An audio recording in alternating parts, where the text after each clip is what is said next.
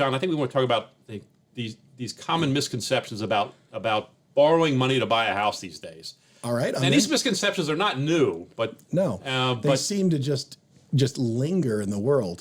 This is Las Vegas Real Estate Now with local real estate expert Harvey Blankfeld. Largest mistake that people consistently make is they self-disqualify. Yeah. They think they have an issue and they close the door on themselves rather than asking the question of an expert. Yep. So let's talk about the common things that people self-disqualify themselves for. Okay. I think the oldie but a goodie, and this is a much larger percentage, but the number of people out there who believe they need to do a 20% down payment in order to get a mortgage to buy a home. Yeah. This is just pervasive out there in the world. Yeah. In fact, I mean, the latest stat says there's 32% of the people out there in the U.S. believe they need to do a 20% down payment. And in fact, that's just not true. Right. There are low down payment loans or anything really lower than 20% is available. You can do... And common, I would say. Yeah. I mean, I would tell you the majority of the deals that I actually touch are less than 20% down. Yep. Right. It's a big number nowadays when you're talking about buying houses at $500,000. Right. 20%, $100,000, right? Yeah. That's a big number. Yeah. It takes a long time to save unless they do what you talk about, which is you get your foot in the door in the first house, then you transfer that equity to the second house. That's right. Right. The first one's the hard one. After you get the first one out of the way, the rest of them are a little bit easier. Yeah, then those 20% downs become much more possible. But yeah, 32% of the people think that, and that's just not true. You can do it as zero down on a VA, zero down with a down payment assistance loan, 3.5% down on an FHA. Lots of options. And I've seen 3%. There's still 3% out there in some conventional 3% programs. under conventional rules is absolutely available, Yeah. most commonly for first-time home buyers. So 3% on that $500,000 is $15,000. Right. That's a little smaller than $100,000. That's much more doable for most folks. I'm sure. Okay, what else you got? Another misconception. People think they need to have great credit, or at least better credit than where the average person is to be able to get a mortgage. Okay. And I would tell you that there are just tons more options to that. While good credit is frequently rewarded, and we encourage you to have, good or great credit, that's awesome. There are plenty of programs, especially in the government-backed mortgage world, where there's tons of flexibility. Okay. Like we have programs in the market that will go into the 500s for a government-backed loan. Yeah, for a FICO score. Now, there are reasons for lower credit score loans to be more difficult, but it's not just a hard and fast closed door. I would tell you, at least in my book of business, if you're 580 or better, you should have a conversation if you want to be a homeowner. Okay, great. That's widely available. What if I have collections on my credit?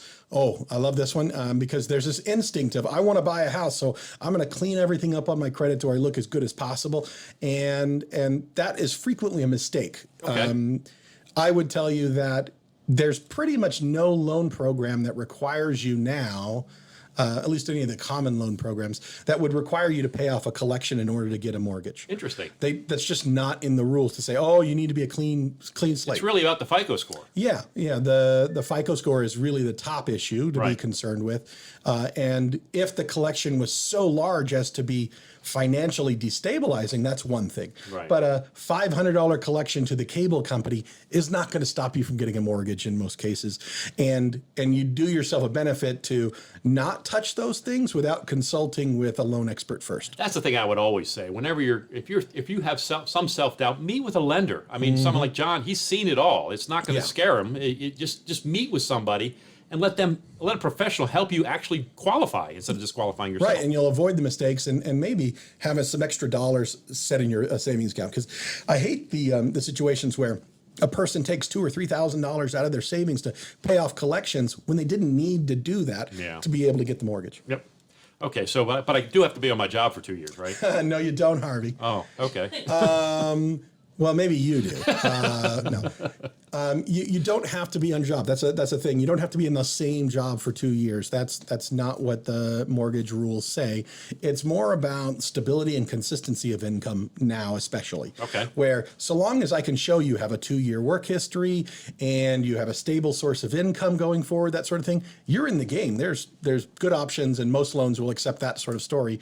So The interesting things that I get into are questions about, well, how long do I need to be on my job? It could be as little as 1 day. Oh, okay. And maybe it needs to be 6 months. It depends on how you get paid, on whether that's like a guaranteed consistent like kind of pay where I work a 40-hour work week and that's all I ever do, versus somebody who is, I'm 100% commission and my paycheck varies up and down a lot. So there's subtlety into those answers, but don't tell yourself you have to be at the same job for 2 years before you get a mortgage.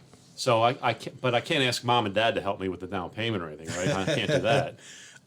If mom and dad are so nice as to be willing to give you a gift to help you to purchase a house, that's wonderful. Yes, they can do that. But I'm limited on how much they can give me, right? No, there's technically no limit, at least from the mortgage's eyes. They could give you 100% of the money to buy the house. Wow. Right? Okay.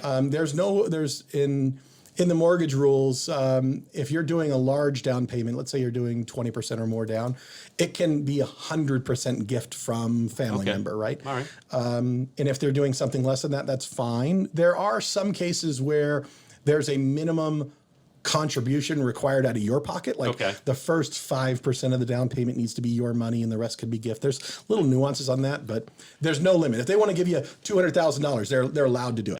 But FHA is only for first-time home buyers, right, John? That's not correct. FHA is not a first-time homebuyer program. It doesn't require you to be. Okay. FHA will let you own other houses and use FHA to purchase a house, so long as it's going to be your house to live in, and you don't have an FHA loan on another house. Okay.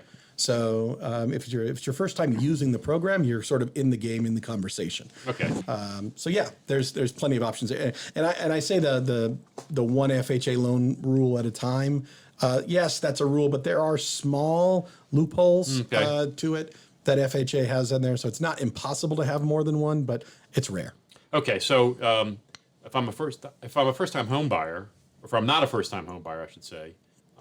There's no way I can get any down payment assistance anywhere, right? I mean, I can't, That's not true. I'm striking out left and While right. first-time home buyers tend to be a frequently highlighted target audience for down payment assistance, there are programs out there that will let you not be a first-time home buyer and still get help to purchase a home. Frequently, the extra layer to these are you can't own another house at the time you're getting and completing the purchase of the loan using the down payment assistance. Okay. So if I own a house and I sell it prior to using it, I'm back in the game in many of these programs. Excellent. So once again, don't close these doors on yourself.